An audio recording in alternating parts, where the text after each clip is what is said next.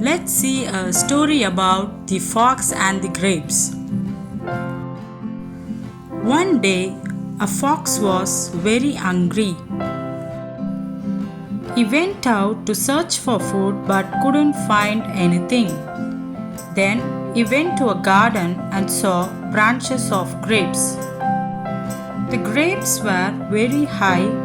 He jumped to get them but couldn't reach them.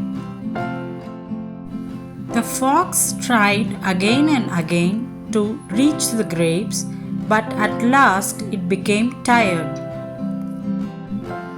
Finally, it gave up hope and said, "The grapes are sour."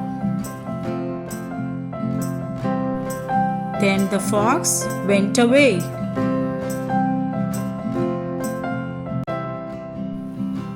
Moral of the story: never despise what we can't have, nothing comes easy.